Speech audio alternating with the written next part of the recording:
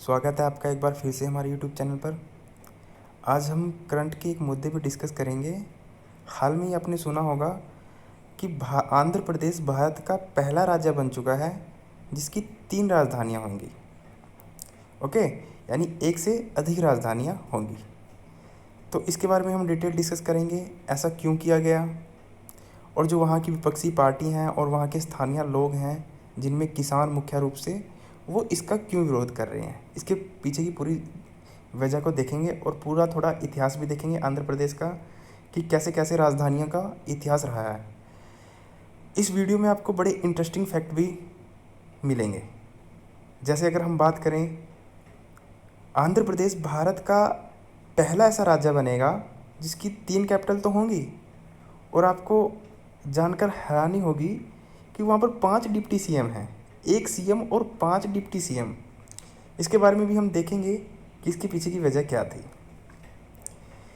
तो ऐसा बिल्कुल भी नहीं है कि आंध्र प्रदेश ही पहला ऐसा राज्य बना है जिसकी 1 से अधिक राजधानियाँ हैं। इससे पहले भी भारत के कई ऐसे राज्य हैं जिनकी 1 से अधिक राजधानियाँ हैं। जैसे अगर हम बात करें हिमाचल प्रदेश की, तो उसकी भी 1 से अधिक राजधानियाँ हैं, यानी 2 राजधानियाँ उसकी भी हैं। और उत्तराखंड की भी 2 कैपिटल हैं, और महाराष्ट्र की भी 2 कैपिटल हैं। और भारत के कुछ राज्य तो ऐसे हैं जिनकी एक सिंगल ही कैपिटल है और 1 से अधिक राज्य हैं। जैसे अगर हम बात करें हरियाणा और पंजाब, दोनों की एक ही कैपिटल है, वो है चंडीगढ़। बट जो आंध्र प्रदेश में जो हुआ है, आंध्र प्रदेश ने अपनी 3 राजधानियां बनाने की घोषणा कर दी है, और उसका वो जो बिल लेके आए थे, जो वहाँ के सीएम है जगनमोहन रेड्डी, वो पास भी हो चुका है। तो इसके पीछे की वजह क्या है वो भी हम जानेंगे। जैसा कि आपको पता है कि सरकार के 3 अंग होते हैं, लेजिस्लेटिव, एग्जीक्यूटिव और जुडिशरी। या हम ये कहें कि शासन के 3 अंग होते हैं, विधायिका जिसको हम व्यवस्थापिका भी कहते हैं, दूसरा कार्यपालिका और तीसरा न्यायपालिका। और तीनों एक दूसरे से इंडिपेंडेंट होती हैं। अब देखा जाएगा कि क्या तीनों एक ही जगह बैठेंगी या अलग अलग बैठेंगी। वो पूरा हम लास्ट तक वीडियो देखोगे तब आपको समझ में आएगा। और पूरे वीडियो का यही सबसे इम्पोर्टेंट पॉइंट है कि कौन सी उसकी विधायी राजधानी होगी, कौन सी उसकी प्रशासनिक राजधानी होगी। प्रशासनिक मतलब जहाँ पर उसकी कार्यपालिका बैठेगी। कार्यपालिका का जहाँ भी एग्जीक्यूटिव लिखा मिले तो उसका सीधा सीधा मतलब होता है गवर्नमेंट, यानी सरकार। जो क्योंकि कार्यपालिका को जो हम ज़्यादा यूज़ करते हैं वो सरकार के रूप में ज़्यादा यूज़ करते हैं। और देखेंगे कहाँ पर इसकी जुडिशरी बैठेगी। तो आपको पता है कि कोई भी जब बिल पास होता है, पहले वो जैसे मान लीजिए अगर विधानसभा में है बिल वो, तो जब विधानसभा में पास होता है तो जब तक उस पर गवर्नर के साइन ना हो जाए तब तक वो बिल ही रहता है, तब तक वो एक्ट नहीं बन पाता। और जैसे ही गवर्नर उसको साइन कर देता है तब वो एक्ट बन जाता है। ठीक है। तो आंध्र प्रदेश के जो गवर्नर हैं वो हैं बिशप भूषण हरिचंद्रन। जैसे कि आप जो इमेज देख पा रहे हैं, ये उनके गवर्नर की फ़ोटो है। और आपको गवर्नर का भी थोड़ा आइडिया रहना चाहिए कि वहाँ के गवर्नर कौन है। और वहाँ के जो सीएम हैं, जैसा कि आप ये देख पा रहे हैं इमेज में, जगनमोहन रेड्डी, वाईएसआर कांग्रेस इनकी पार्टी का नाम है। हाल में ये एक बिल लेके आए थे जिसका नाम था Andhra Pradesh decentralisation and inclusive development of all region bill 2020, जिसको उन्होंने अपनी विधानसभा में आसानी से पास करवा लिया। और पास करवाने के पीछे की मुख्य वजह यही है कि उनका बहुमत वहाँ पर विधानसभा में अच्छा खासा बहुमत है। क्योंकि 2019 में जब लोकसभा चुनाव हुए थे, तो लोकसभा चुनाव के साथ ही क्या हुआ था, आंध्र प्रदेश में सीएम के भी चुनाव हुए थे, यानी विधानसभा के चुनाव हुए थे। और जो वहाँ पे पहले जो सीएम थे वो थे टीडीपी के, जो उनकी पार्टी थी, और वो थे चंद्रबाबू नायडू। उनको इन्होंने वहाँ पे पराजित किया और अच्छा खासा बहुमत प्राप्त किया था। जो सरकार जो ये बिल लेके आई है 3 राजधानियों का, इसके पीछे जो सरकार का तर्क है कि वो ये है कि वहाँ का जो रायसीन, वहाँ का जो विशाखापट्टनम वाला एरिया, या कहीं हम जो आंध्र प्रदेश का काफ़ी एरिया जो है तटीय प्रदेशों को लगता है। तटीय का मतलब यानी बंगाल की खाड़ी को छूता है, यानी तटीय इलाका है। तो उन सब का डेवलपमेंट करना ही उनका मुख्य उद्देश्य है, और इसी डेवलपमेंट यानी इसी विकास की वजह से उन्होंने वहाँ पर 3 राजधानियाँ बनाई हैं। ठीक है, आगे हम जानेंगे कि विपक्ष इसको लेकर क्यों विरोध कर रहा है या स्थानीय लोग इसको लेकर क्यों विरोध कर रहे हैं। ठीक है, तो राजधानी बदलने का जो ट्रेंड रहा है आंध्र प्रदेश का, ऐसा नहीं है कि पहली बार। आंध्र प्रदेश की पहले भी कई राजधानियां बदली जा चुकी हैं, जैसा कि अगर आपने इतिहास पढ़ा होगा। तो हम थोड़ा सा पीछे से चलें तो ज़्यादा बेटर रहेगा, पीछे से थोड़ा इतिहास को देखें तो जब अच्छे से समझ में आएगा। पहले अगर हम बात करें 1950 से पहले, जब भारत गणतंत्र हुआ नहीं था, यानी 26 जनवरी 1950 को संविधान लागू हुआ और भारत गणतंत्र तभी हुआ था। उसी के बाद उससे पहले हमारे यहाँ ब्रिटिश प्रांत हुआ करते थे, और उन ब्रिटिश प्रांत में एक प्रांत हुआ करता था मद्रास, जिसको मद्रास प्रेसिडेंसी भी कहा जाता था। यानी जो उस समय का, आप थोड़ा अगर आपने मैप थोड़ा आपके माइंड में है, तो जो उस समय का मद्रास था, केवल मद्रास ही नहीं था, उसमें काफ़ी एरिया था। जैसे अगर हम बात करें तमिलनाडु का पूरा एरिया है मद्रास के अंदर, केरला का कुछ एरिया है, कर्नाटक का कुछ एरिया था। तब ये जो पूरा ये वाला एरिया दिखाई दे रहा है ना, ये है मद्रास। और हैदराबाद तो बिल्कुल ही अलग एक रियासत थी, प्रिंसली स्टेट हुआ करती थी, जो जहाँ के जो राजा हुआ करते थे, निज़ाम हुआ करते थे। आपने हैदराबाद का विलय को पढ़ा भी होगा कि कैसे पुलिस बल के द्वारा पटेल जी ने हैदराबाद को भारत का अभिन्न अंग बनाया था। और ये जो यहाँ पे सिलोन देख रहे हो, ये श्रीलंका था, उस समय इसका नाम सिलोन हुआ करता था।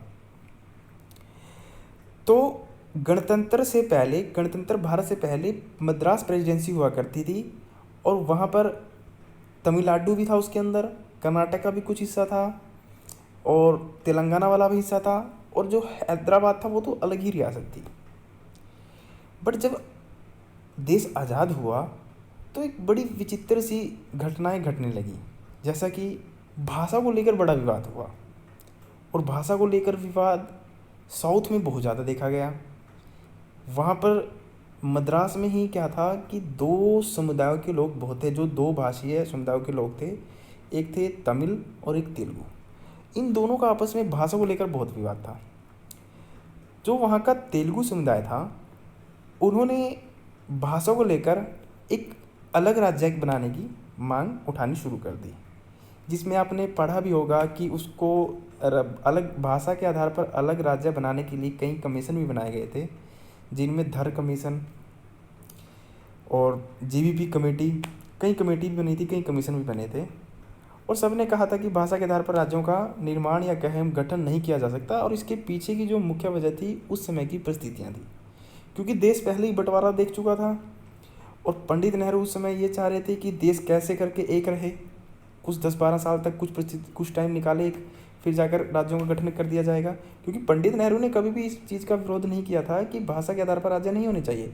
उनका मानना था कि एक संस्कृति, एक भाषा और प्रशासनिक सुविधाओं और आर्थिक सुविधाओं के आधार पर राज्यों का गठन होना चाहिए, भाषा के आधार पर गठन होना चाहिए। बट उस समय की जो परिस्थितियाँ थी, उन परिस्थितियों को देखते हुए उन्होंने इस बिल को, या कहीं हम वहाँ के जो तेलुगु भाषाई लोग थे, उनकी इस डिमांड को खारिज कर दिया। बट वहाँ पे क्या हुआ कि जो वहाँ आंध्र प्रदेश था उस समय का, आंध्र प्रदेश वाला जो इलाका था, अभी तो आंध्र प्रदेश बना नहीं था, वहाँ पर ही कांग्रेस के एक लीडर थे पोटी श्रीरामुलु। उन्होंने क्या किया, अलग आंध्र प्रदेश, भाषा के आधार पर अलग आंध्र प्रदेश बनाने के लिए वहाँ पर अनशन करना शुरू कर दिया।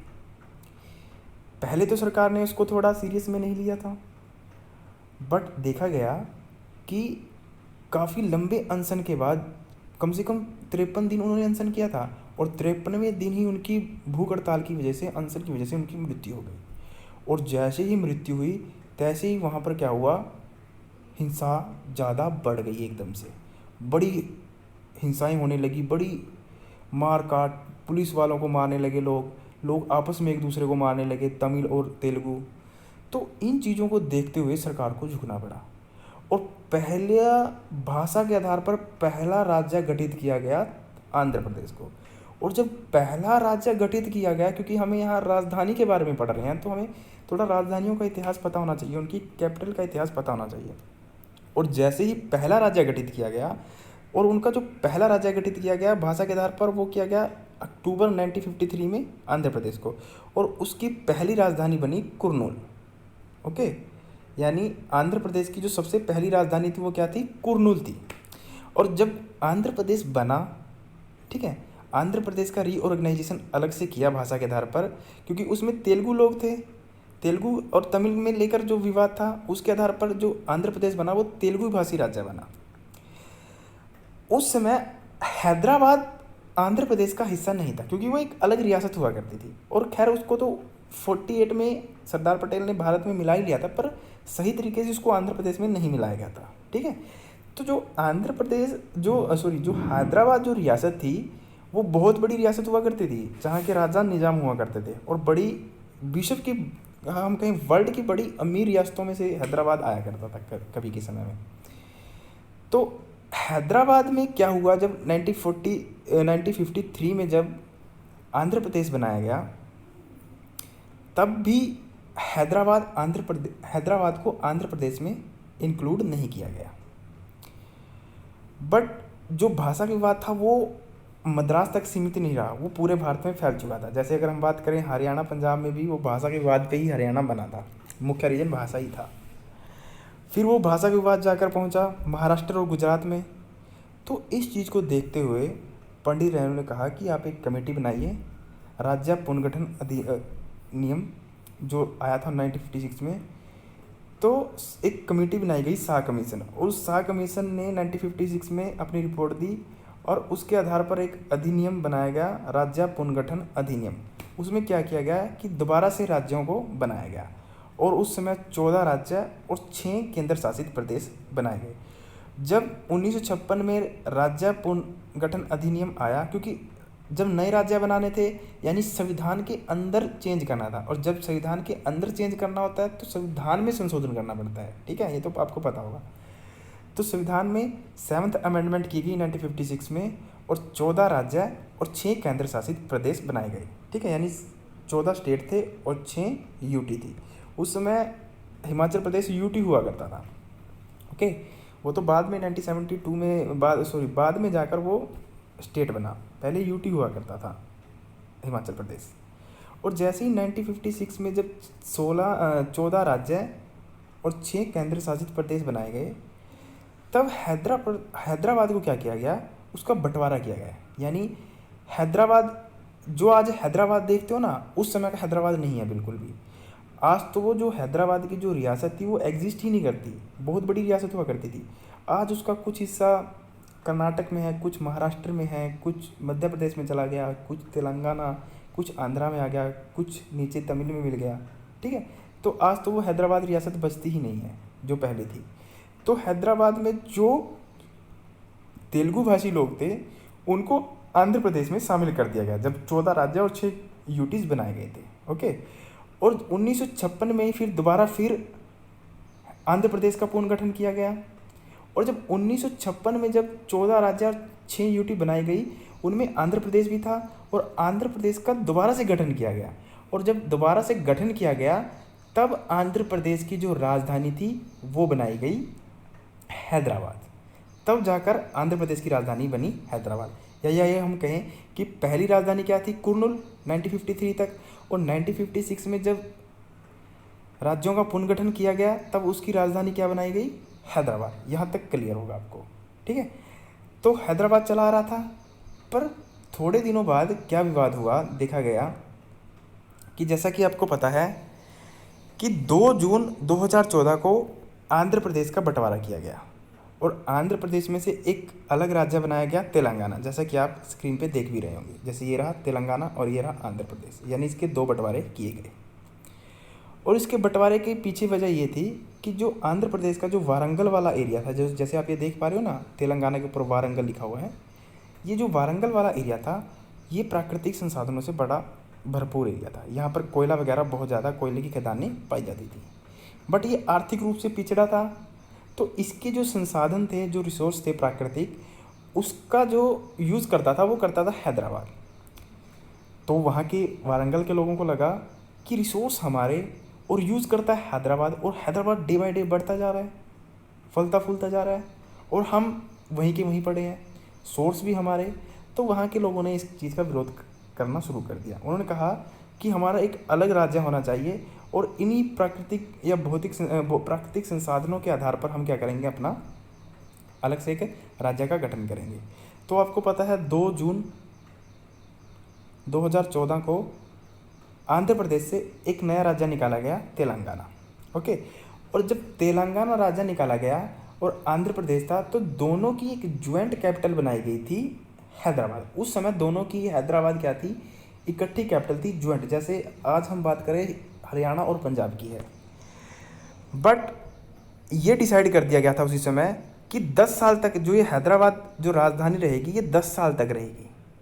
उसके बाद 2000 यानी 2014 में अगर हम 10 साल जोड़ते हैं तो 2024 में आंध्र प्रदेश को अपनी कोई एक नई राजधानी बनानी पड़ेगी और जो हैदराबाद है वो चला जाएगा तेलंगाना के हिस्से में। यानी जो हैदराबाद है वो तेलंगाना की राजधानी हो जाएगी और जो आंध्र प्रदेश है उसको अपनी एक अलग से राजधानी बनानी पड़ेगी। तो आंध्र प्रदेश ने इस आधार पर आपको पता है कि अपना एक नई राजधानी घोषित कर दी थी जिसका नाम था विशाखापट्टनम।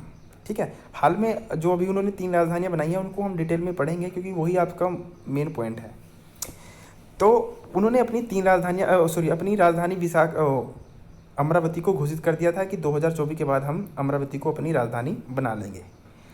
बट उसको अमरावती को अपनी राजधानी बनाने के लिए उन्होंने सिंगापुर के मॉडल के आधार पर उसका विकास करना भी शुरू कर दिया था। और जैसे ही उन्होंने आंध्र प्रदेश ने घोषणा कर दी थी कि हम अमरावती को अपनी राजधानी बनाएंगे, तो राजधानी कहाँ बनाओगे, राजधानी ज़मीन पे ही बनाओगे ना, हवा में तो बनाओगे नहीं। क्योंकि राजधानी क्या होता है, एरिया होता है ना, एक बहुत बड़ा एरिया होता है, तो ज़मीन पे ही बनेगी, हवा में तो बनेगी नहीं।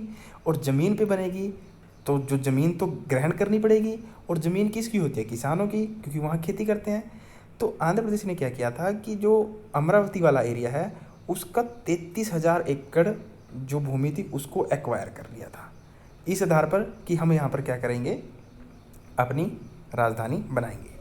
और जो उस समय वहाँ सीएम हुआ करते थे वो थे चंद्रबाबू नायडू। तो उस समय की जो विपक्षी पार्टियाँ थी जैसे कि वाईएसआर कांग्रेस, जो वहाँ की विपक्षी पार्टियाँ थी, तो उन्होंने उस समय ये आरोप लगाया था क्योंकि जो अमरावती है वहाँ पर नायडू समुदाय के लोग ज़्यादा हैं और नायडू समुदाय के लोगों की वजह से उन्होंने अमरावती को डेवलप करना शुरू किया था जिससे उनका वोट बैंक बना रहे। ओके, समझ में आ रहा है। क्योंकि चंद्रबाबू नायडू तो दूसरी पार्टी के है ना, टीडीपी के, जिसका एनडीए के साथ गठबंधन है। एनडीए आपको पता ही है ना, भाजपा भी उसी में एनडीए ही भाग है। दो गठबंधन है ना, यूपी और एनडीए। ये बाद में कभी पढ़ेंगे इसके बारे में डिटेल में। तो अमरावती को डेवलप करना शुरू कर दिया था। बट जैसे ही 2019 में लोकसभा के इलेक्शन हुए और लोकसभा के साथ ही क्या हुआ, विधानसभा के इलेक्शन भी हुए। और विधानसभा के जब इलेक्शन हुए तो उसमें जो टीडीपी की सरकार थी, जो चंद्रबाबू नायडू की सरकार थी, वहाँ पे वो हार गई और वाईएसआर कांग्रेस यानी जगनमोहन रेड्डी की सरकार जीत गई। तो जगनमोहन रेड्डी ने हाल में जो अभी बिल, जो मैंने आपको शुरू में बिल बताया था, Andhra Pradesh decentralisation and inclusive development all region of bill 2020, ये बिल उन्होंने अपनी विधानसभा में पास करवाया। और पास करवाने के बाद गवर्नर के पास गया क्योंकि गवर्नर के बिना वो एक्ट नहीं बन सकता था। और गवर्नर ने भी वहाँ के, जो मैंने आपको शुरू में दिखाया था, उसको सिग्नेचर कर दिया और वो अब एक्ट बन चुका है। ठीक है, तो अब देखेंगे कि वो, जैसे आपको पता है ना, ये 2014 के बाद की स्थितियाँ देखिए, तेलंगाना ऊपर चला गया और ये हैदराबाद जो आंध्र प्रदेश वाला एरिया ये अलग हो गया। ओके, अब जो 3 जो नई राजधानियाँ बनी हैं वो बनी है ये। आंध्र प्रदेश ने जो अपनी 3 राजधानियाँ बनाई हैं, एक है अमरावती, दूसरी है विशाखापट्टनम और तीसरी है कुर्नूल। अभी हम देखेंगे इसका पीछे का विवाद क्या है, कि वहाँ का विपक्ष क्यों इस चीज़ को विरोध कर रहा है। अमरावती को कहा उन्होंने कि हम इसे लेजिस्लेटिव कैपिटल बनाएंगे, और इसके पीछे का जो सरकार ने तर्क दिया वो ये तर्क दिया कि जो ये विशाखापट्टनम वाला एरिया है ये कोस्टल एरिया है। कोस्टल एरिया मतलब आपको पता है विशाखापट्टनम के साइड में अरब सागर पड़ता है, तटीय इलाका है। तो अगर हम अलग अलग राजधानी बनाएंगे तो इन सब का एक साथ विकास हो सकता है, विकास होगा, यानी सबका इंक्लूड विकास होगा, अच्छा विकास होगा। तीनों राज्यों का, तीनों कैपिटल का। एंड क्योंकि हमें पूरे आंध्र प्रदेश का विकास करना है, तो मतलब मेन रीज़न उन्होंने ये दिया कि हमें विकास करने में दिक्कत आ रही है, इसी वजह से हमने इन 3 राजधानियाँ बनाई हैं। ठीक है, ये रीज़न दिया। विपक्ष क्यों इसका विरोध कर रहा है वो मैं आगे बताऊँगा। आपको याद रखना है, जो 3 कैपिटल बनी है वो अमरावती, विशाखापट्टनम और कुर्नूल। अमरावती जो बनी है वो लेजिस्लेटिव कैपिटल बनी है, जिसको हम कहेंगे विधायिका, या हम कहें कि अमरावती में क्या होगी, उनकी विधानसभा बैठेगी, या जो विधानसभा होगी वो कहाँ पे होगी, अमरावती में। ओके, और अमरावती में जब विधानसभा होगी तो वहीं पे स्पीकर बैठेगा, वहीं पे विधायक बैठा करेंगे। किसी भी बिल पर बहस होगी तो वहाँ की जो विधानसभा होगी वहीं पे होगी। यानी अगर हम कहीं विधानसभा क्या कहाँ पे होगी उसकी, अमरावती में। अगर ये पूछा जाए कि विधायक लेजिस्लेटिव कैपिटल कौन सी है आंध्र प्रदेश की, तब क्या लगाएंगे आप, अमरावती। ठीक है, लेजिस्लेटिव कैपिटल क्या होगी, अमरावती। और जो वहाँ की गवर्नमेंट है, एग्जीक्यूटिव है, या कहीं हम वहाँ की जो सरकार है, जगनमोहन रेड्डी है जो उसका पूरा मंत्रिमंडल है, वो बैठेगा विशाखापट्टनम के अंदर। या यह हम ये कहें कि जो आंध्र प्रदेश की एग्जीक्यूटिव कैपिटल कौन सी होगी, विशाखापट्टनम। और जो वहाँ की न्यायपालिका है, हाई कोर्ट है, जुडिशरी बैठेगी, वो बैठेगी कहाँ पर, कुर्नूल में। क्योंकि आपको पता है कि आंध्र प्रदेश पहला ऐसा राज्य बनेगा जिसकी 3 राजधानियाँ तो होंगी, और साथ के साथ वहाँ पर 5 डिप्टी सीएम भी हैं। ये पहला राज्य है कि जिसके पास 5 डिप्टी सीएम है, 1 सीएम और 5 डिप्टी सीएम। और 5 डिप्टी सीएम के पीछे की जो सरकार जो तर्क देती है वहाँ की, वो ये है कि जो वहाँ के अल्पसंख्यक लोग हैं, आदिवासी लोग हैं, ठीक है, जो माइनॉरिटी है, उनका अच्छे से विकास हो जाए, इसके लिए हमने 5 डिप्टी सीएम बनाए हैं। और विपक्ष जो उस पर आरोप लगाता है, वो सीधा सीधा आरोप ये लगाता है कि 5 डिप्टी सीएम बनाने के पीछे की मुख्य वजह है कि जो ये माइनॉरिटी है, जो आदिवासी लोग हैं, यहाँ का वोट बैंक इनका बना रहे। सीधा सीधा मतलब ये है, और हो भी सकता है। ठीक है, तो आप याद रखेंगे 3 कैपिटल बनी है, अमरावती जहाँ पर लेजिस्लेटिव कैपिटल होगी, जहाँ पर इसकी विधानसभा बैठेगी, विशाखापट्टनम जहाँ पर एग्जीक्यूटिव, जहाँ सरकार बैठेगी, राजभवन भी इसका यहीं होगा, गवर्नर भी यहीं बैठेगा विशाखापट्टनम में, और जो जगनमोहन रेड्डी का जो पूरा मंत्रिमंडल है, डिप्टी सीएम है, सब यहाँ बैठा करेंगे। ठीक है, और जो वहाँ की न्यायपालिका है, जुडिशियल कैपिटल होगी, वो कुर्नूल होगी। ओके, तो अब देखते हैं कि जो सरकार है, जो वहाँ का विपक्ष है, वो सरकार की आलोचना क्यों कर रहा है। ठीक है, तो आपको पता है ये विपक्ष के जो वहाँ पे नेता हैं वो हैं चंद्रबाबू नायडू, जो पहले सीएम हुआ करते थे, पूर्व सीएम है आंध्र प्रदेश के। इनका सीधा सीधा ये है विरोध कि जो इन्होंने विशाखापट्टनम को जो इन्होंने अपनी लेजिस्लेटिव कैपिटल बनाया है, तो जो विशाखापट्टनम है वहाँ पर रेड्डी समुदाय ज़्यादा है, रेड्डी समुदाय के लोग ज़्यादा हैं, और रेड्डी समुदाय का वोट बैंक पक्का करने के लिए उन्होंने क्या किया, वहाँ पर अपनी कैपिटल, वहाँ पर उसको कैपिटल के रूप में घोषित किया है। ठीक है, और सरकार ने इसका काउंटर करते हुए वहाँ पे कहा है कि जब आपने अमरावती को जब कैपिटल घोषित किया था, तो वहाँ पर नायडू समुदाय ज़्यादा था, क्योंकि इनका नाम था चंद्रबाबू नायडू, और जो अभी हाल में सीएम है वो है जगनमोहन रेड्डी। तो एक आरोप तो ये है इनका। ओके, और जो वहाँ के किसान, जो मुख्य आरोप तो यही है, और जो वहाँ के किसान लोग जो वहाँ के विरोध कर रहे हैं, क्योंकि देखिए अब 3 कैपिटल बनाई जा रही हैं। ठीक है, आपको पता है ना कितनी कैपिटल बनाई जा रही हैं, 3 कैपिटल बनाई जा रही हैं, अमरावती और विशाखापट्टनम और कुर्नूल। अब आपको पता है कि कैपिटल बनाई जा रही है तो हवा में तो बनेगी नहीं, लैंड पे ही बनेगी ना। तो पहले ज़मीन कहाँ पे एक्वायर की गई किसानों की, अमरावती में। अब कहाँ की जाएगी, विशाखापट्टनम में। फिर कहाँ की जाएगी, कुर्नूल में। ठीक है, तो कम से कम 33,000 या 40,000 एकड़ ज़मीन तो एक्वायर की जाएगी ना किसानों की। और क्योंकि किसानों का जो मुख्य जो इनकम का सोर्स है वो खेती है, तो कहीं ना कहीं उसके एग्रीकल्चर पे बहुत फ़र्क पड़ेगा। किसानों की भूमि जब उनसे छीनी जाएगी तो वो बेरोज़गार भी होंगे, क्योंकि उनकी इनकम का सोर्स ही ये है। तो किसानों का जो विरोध का मुख्य वजह ये है, क्योंकि उनकी ज़मीनें छीनी जाएंगी। ठीक है, तो आई होप आपको ये पूरा मुद्दा समझ में आया होगा, और पूरा इतिहास भी समझ में आया होगा कि कैसे कैसे अमरावती आंध्र प्रदेश की राजधानियों का इतिहास रहा है। आशा करता हूँ आपको ये पूरा मुद्दा डिटेल में समझ में आया होगा।